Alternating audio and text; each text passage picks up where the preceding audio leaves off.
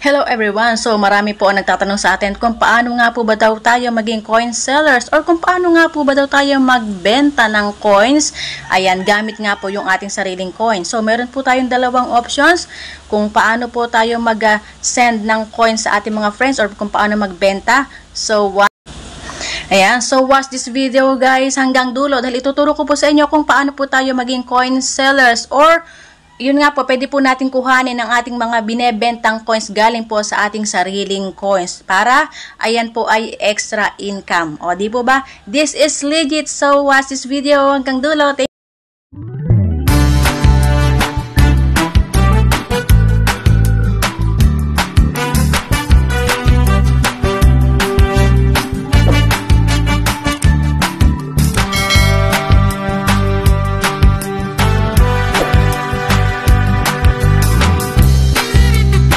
So, ayan.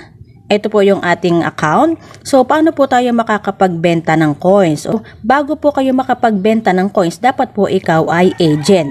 Kasi po, kung ikaw ay agent, is may lalabas po kayo na coins trading.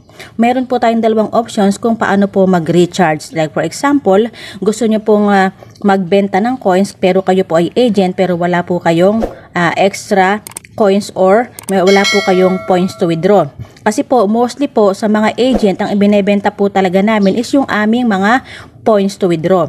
Yung laman ng points to withdraw namin. So, meron po akong vlog dyan about po sa exchange points into coins. So, meron po yung dalawa pong ways kung paano po tayo magkakaroon ng coins. Una po is sa agent, kapag nag-exchange points into coins tayo, ang atin pong coins is papasok po doon sa coins trading kasi agent tayo. So, kapag naman ang nag-exchange ng coins kapag ang nag-exchange ng points into coins is host, so dito naman po yun papasok sa top up. Okay po, so sana maliwanag. Kung ikaw ay agent at nag-exchange ka ng points into coins, so dito yun papasok at ito naman po yung ating pwedeng ibenta. Like for example, ayan, nag-exchange na nga po ako ng points into coins kasi may bibili sa akin. I-click po natin ito. Okay, i-click po natin yung coins trading and then ilalagay nyo po dito yung ID ng bumibili and then ito pong ating dito po sa transfer amount. So like for example, example ko na lang yung ID ko kasi yun ang memoryado ko 4300237. So ayan po, dapat is double check ninyo dahil marami po nagkakamali dito. Dapat po is alam nyo yung pangalan at saka yung ID. Siyempre, itatanong nyo anong pangalan niya, ganyan. And then, coins amount, like for example, is kukuhanin ko na yung laman ng aking coins trading. Ayan, magagamble ako mamaya.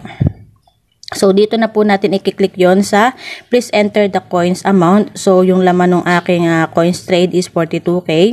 Okay? And then, ayan, coins amount and then transfer. So, ibig sabihin, transfer na natin, then confirm. Ayan, so succeed, 'di ba? So silipin natin. Ayun po, may laman na po siya na 42K.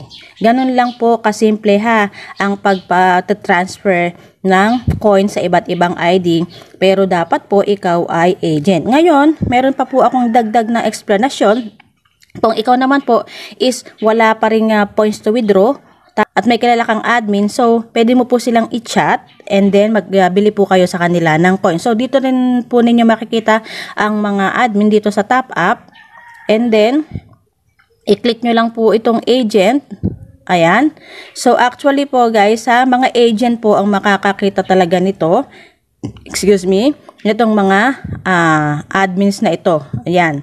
So, marami na po sila na legit coin sellers. Basta po may nakita kayo na tag na coin sellers. Ayan, coin seller. Mga admin coin seller po yan.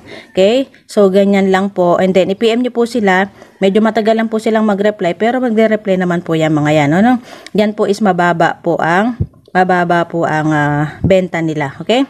Kasi po, kung kayo po ay sa mga agent din lang bibili, sa mga normal agent like me, syempre, meron akong tubo. Okay? So, para makamura kayo, mag-direct na po kayo sa admin. And one thing po guys, kapag po kayo ay direct na nag-recharge sa mga admins, so, ang coins na papasok po sa inyo is dun po yun dediretso sa coins trading. Kasi po, ang kalimitan po talaga na nagre-recharge sa mga admin is ang mga agent. Okay? So, inuulit ko, kapag kayo ay nag-recharge sa admins is dito po papasok sa coins trading ang coins ninyo. Kaya huwag nyo silang i-question, ha?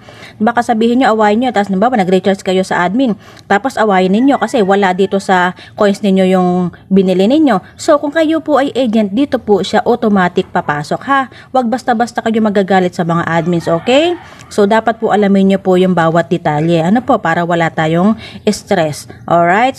So ganun lang po, ha? Ganun lang po kasimple. Actually, this is only a review dahil ito po ay paulit-ulit ko na vlog. Yun nga lang kasi marami ang nagtatanong kung paano nga daw po mag-exchange ng points into coins at kung paano magbenta ng coins. So, ganito lang yon, pwede ka namang bumili ng maramihan sa admin and then ibenta mo na sa mga members mo. Pero dapat ikaw ay agent kasi only agent po ang mayroong options ng coins trading. Okay? So, tulad noon, kahit po kaninong ID, pwede naman po kayo na mag-send basta alam niyo po yung ID at saka name. Okay? So, ganun lang po kasimple at maikli lang po yung ating video.